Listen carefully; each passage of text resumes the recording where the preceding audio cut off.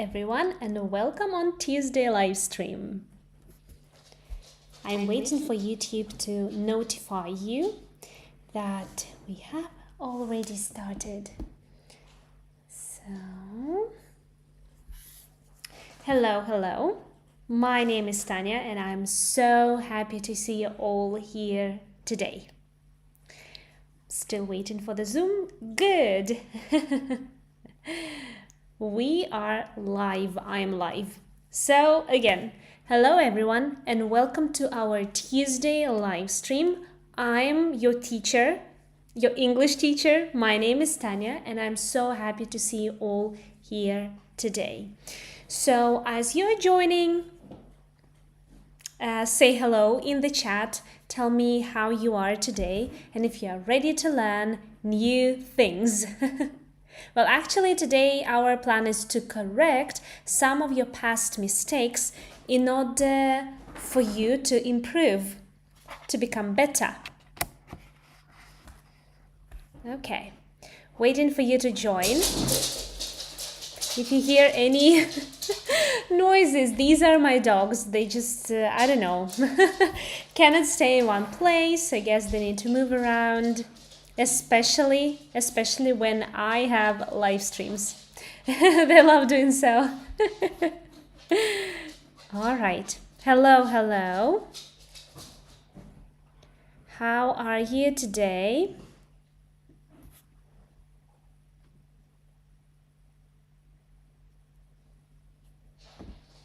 Okay, I now can see that you are joining. Don't be shy, say hello in the chat. Tell me if you're new, your name, where you're from, and how you're feeling today. And are you ready to improve your English? Let me know.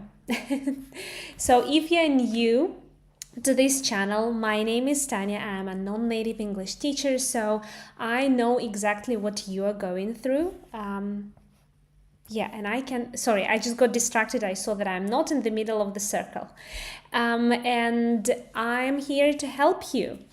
So today we're going on a mission, right? A mission to find and fix 5 common mistakes. And yeah, so these 5 common mistakes are even made by advanced learners because they were not corrected earlier. Maybe they were, but it wasn't enough. So we are going to get rid of those mistakes. Yeah, because fixing them will give your English an instant upgrade and will help you sound much more natural. Much more natural. I hope that you are ready. I can see that you are here. Unfortunately, I cannot see so far any messages. Maybe when we start, sorry, you will be more brave. Okay.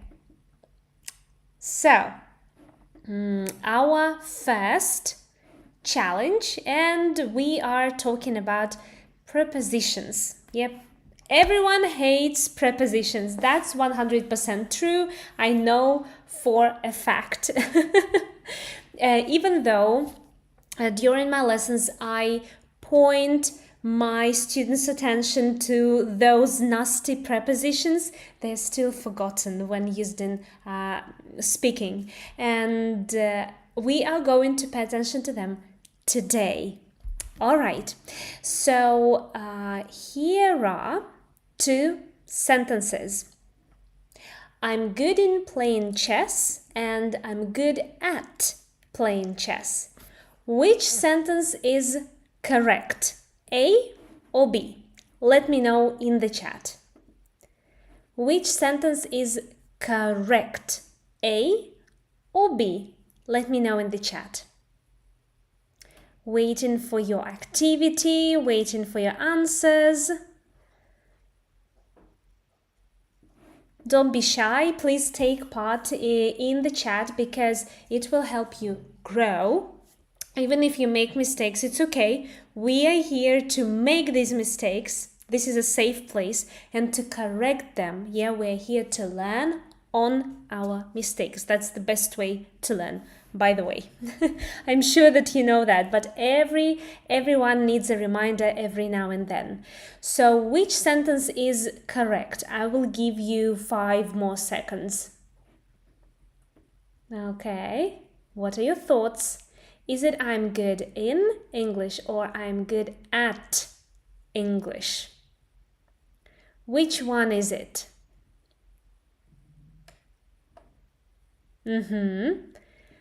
3, 2, 1, and this is at. I'm good at playing chess. We always say you are good at and then put a skill. Good at speaking, good at cooking, good at sports. Just pay attention that if after at you use a verb, you need to put it in an ing form. Yeah, good at cooking, good at speaking, good at sports. Sports is a noun. We don't need to change it. So this phrase is either followed by a verb ing or by a noun. Okay, well, I actually want you to practice. So here is the phrase, I'm good at. I want you to finish it with your own ideas. You can make fake sentences or you can really share this with me. What are you good at? Start, I'm good at, and finish with your own sentences. Finish in your own way. Waiting for your sentences. Okay, I'm truly interested to know what you're good at. All right. Okay.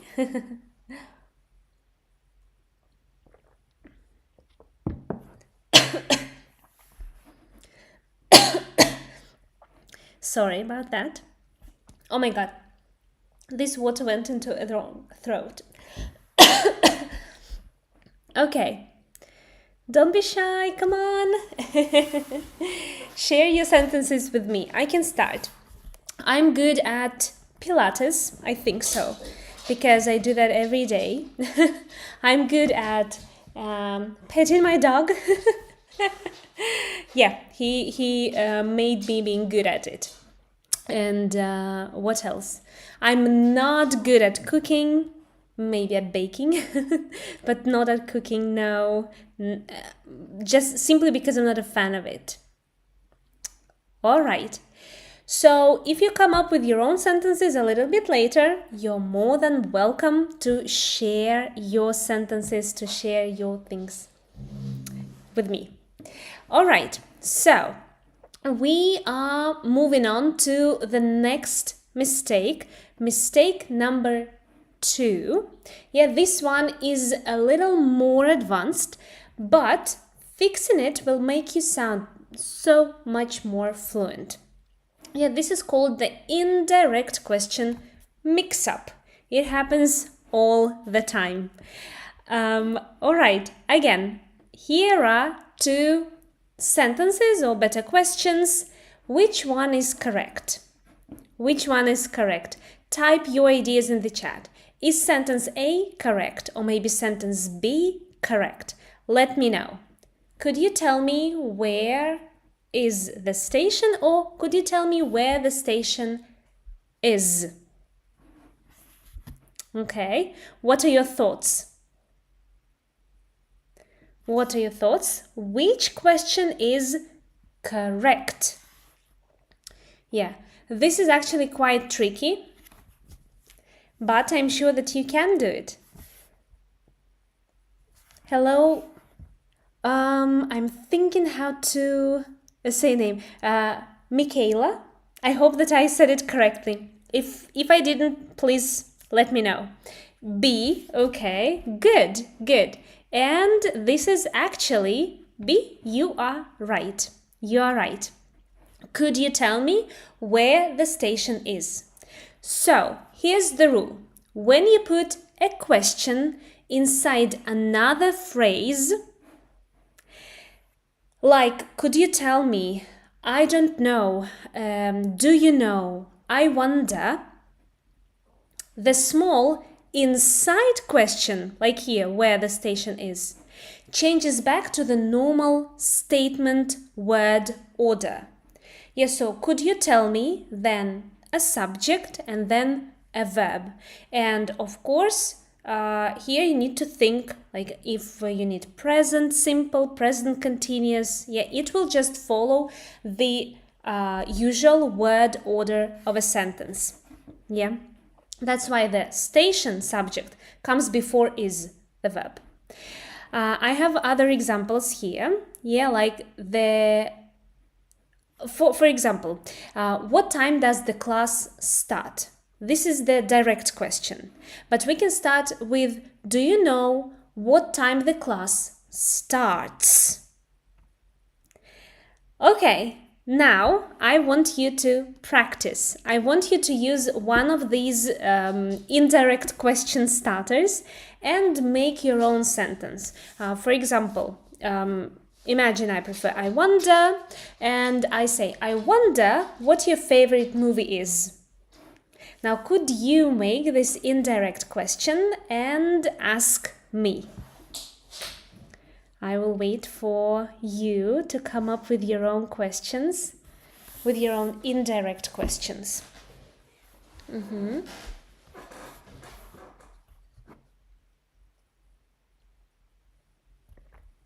Okay, waiting for you. I know that sometimes it takes a little longer to receive your messages, so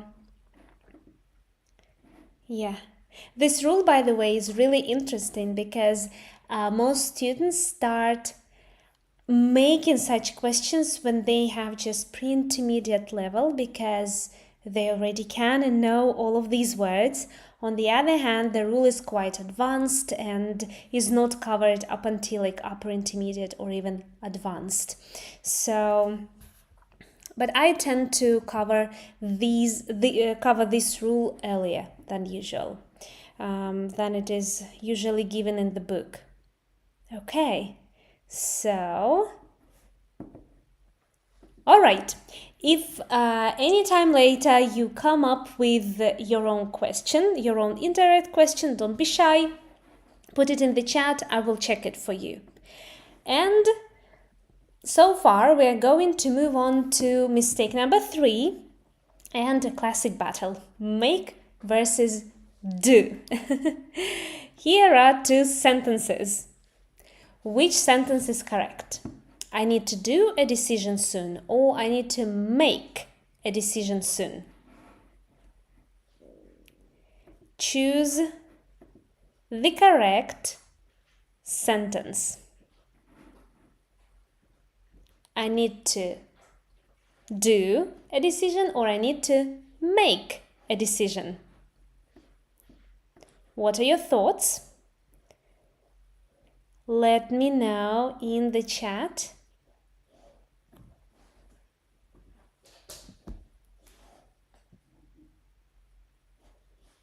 Okay.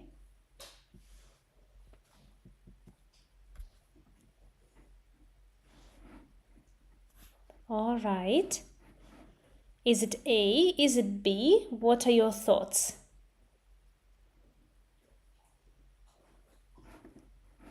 Okay. I thought there was the answer, but not yet. Not yet. The correct answer is B again.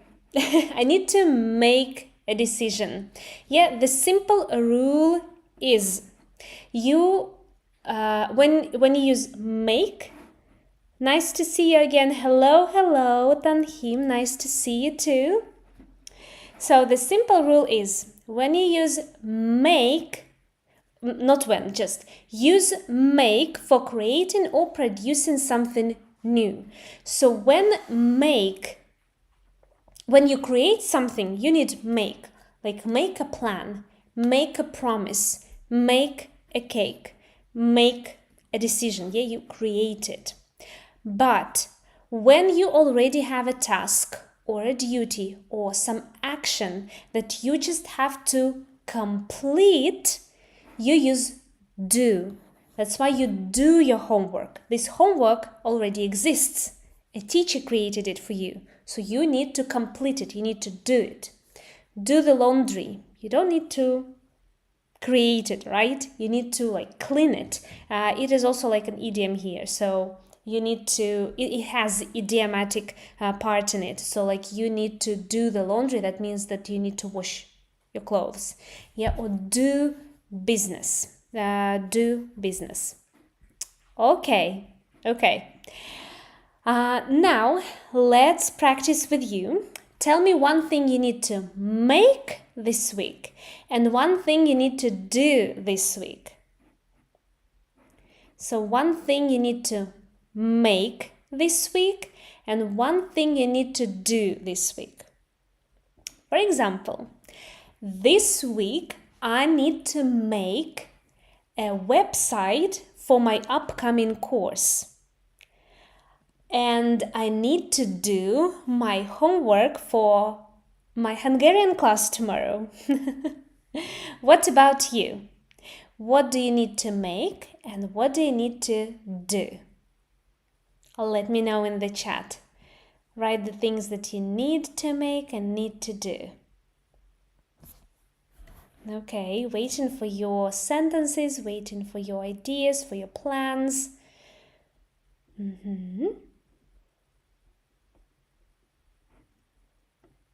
Okay. Waiting for your activity. I must say it's a little bit quieter today than usual, but I guess it happens. It's also like the middle of summer.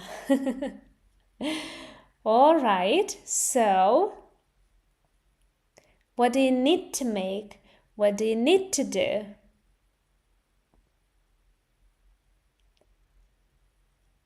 Okay. If you feel shy sharing, it's all right, but just in case, it's all about learning here today, right? Every live stream is here for you to make mistakes and for me to correct them so that you won't make these mistakes in the future. So now it's up to you if you're ready for that or not. But so far, I want to offer you a couple of other things that will help you. Okay, I'm sitting in the car and I can't answer. Oh my God. I'm glad that you at least can listen. Yeah, all right. Of course, safe driving is our priority. Drive safely, and I will be your radio today. Okay, so what are other things you can do to improve your English, right?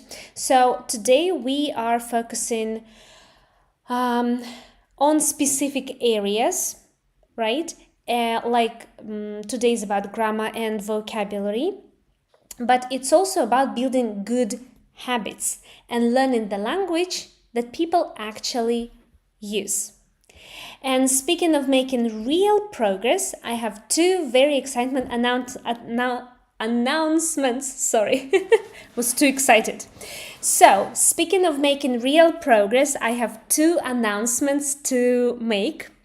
These announcements are for people who are serious about taking their English to the next level. So I hope you are among these people. So the first step is made to build a powerful daily grammar habit for you. This is a 5-day grammar marathon challenge, and it is absolutely for free. I designed it to build your consistency and confidence in less than a week. So it will be intense, fun, and effective. Once again, this 5-day grammar marathon is absolutely free. You don't need to pay anything. So I hope that you will join it. And the second one is about making you sound natural. As you know, I'm all about fluency. I love talking about fluency, and one part of being fluent is learning and mastering phrasal verbs. So I have created a 3-week phrasal verbs course. Each day you will get a new phrasal verb, so in total that is 21 phrasal verb. Each phrasal verb is supported with a video, examples from movies and TV shows that you really love, exercises. Every week you will get kind of like a final test of the week to check how well you remember all the phrasal verbs of the week. And then at the end of these 3 weeks, you will get the the ultimate test to check the knowledge of all 21 phrasal verbs that you will have learned by the end of this course. So I know that many of you may think, well, I can find the list of phrasal verbs, but it is not just the list. It is the whole system that will help you remember, learn, use these phrasal verbs wherever you go and whenever you need them. So they will be with you all your life, 100% guaranteed. I have reviews from the first students of this course, and for the last 4 months I've been improving it, I've been making it better, and hopefully you will join and enjoy it.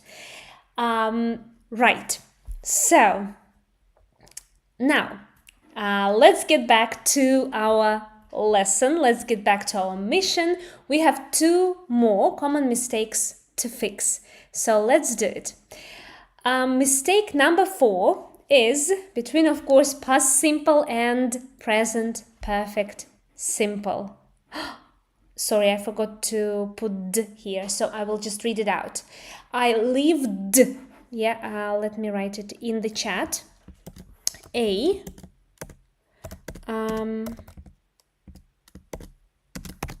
lived in this city since 2020. Or, I have lived in the city since 2020. Which sentence is correct? I lived in the city since 2020, or I have lived in the city since 2020. Is it A or B?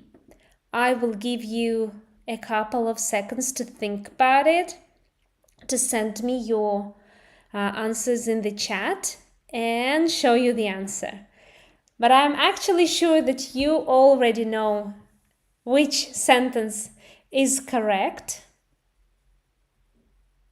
And this is, of course, B. Of course, B. I have lived in this city since 2020. Yeah, when the action starts in the past and continues to the present, we need the present perfect tense.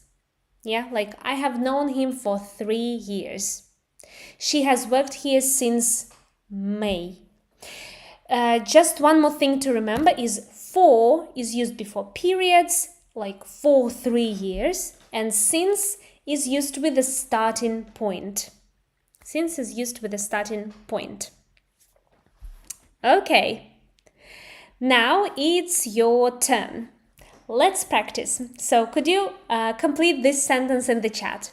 I have studied English for, and how many years? I have studied English for, so I've been actually studying English since I was 6. Now I'm 33, and I still learn a lot every single day. Although now it's more about some peculiar things that native speakers say, you know, it's less about grammar because there is not a lot now that I can learn about grammar, probably more about day-to-day vocabulary and slang. So I still learn a lot. And by the way, I have these papers. These are not sticky papers, just papers. I use them when I learn something new, and I put words there, write their definition when they're used, and every time I start a work day, I look at them. By the way, I have So many here. Yeah, I look at them. Revisit my vocabulary, make sentences. It's great practice. It's great practice. I love it. Yeah, so that means that I have studied English for... Maths is bad. 27 years. 27 years. Okay, not bad, not bad. All right, then let's move on to the next one. It's challenge 5, the last one, and the boring adjectives trap. This is our final point. This isn't actually a grammar mistake, but a fluency mistake, yeah? And I call it the boring adjective trap. Instead of always saying very something, very, it's not wrong. It's not wrong. You can say that. It's okay. It's fine. It's just that still you need to widen your vocabulary and try using different words. So instead of saying very good, we can use fantastic, superb, excellent. Oh, just one more important point. They very good and fantastic, superb, excellent, they're not 100% synonyms. To be honest, it is really difficult to find like 100% synonyms in the English language. And I think in any language, because if you think about your own native language, you may understand that in some sentences, in some set expressions, you can use, I don't know, different words, but they mean the same thing. But in other situations, these words would not mean the same thing. So it's the same here. You have to still be cautious. You have to remember that and still pay attention to, okay, I want to use this word superb. And when you hear that, you need to like mark in your head, right, so superb was used in this situation, or superb was followed by this noun. Like, so sometimes when you're in active learning, yeah, not all the time you will like go crazy, I guess. When you're in your active learning phase, you have to be very attentive to these peculiarities, because later they will save you time. Yes, it now sounds like maybe boring, maybe too much, but in the end, that will save you a lot of time, especially while speaking, because you will already remember and know where and when and how to use superb or fantastic or excellent. All right, so agreed, no 100% synonyms. Great. Now, instead of very big, you can use huge, enormous, or gigantic. Gigantic. And instead of very tired, you can use exhausted, worn out, or naked. Naked is specifically British English. So if you're a fan of British English, you can do so. You can use this one. Yeah. So, actually, using these stronger adjectives makes your English more expressive and advanced. So now I want you to use one of these adjectives. Describe your day so far. Use a strong adjective. Was your day fantastic or hectic or relaxing or exhausting? Tell me in the chat. How was your day? My day was pretty hectic because I needed to do a lot of things and my mind was jumping from one point to another, and oof. Thank God it is already evening and I still have many things to do, but now less. All right, so how has your day been so far? Fantastic, hectic, relaxing? Do you feel knackered? Worn out? Let me know.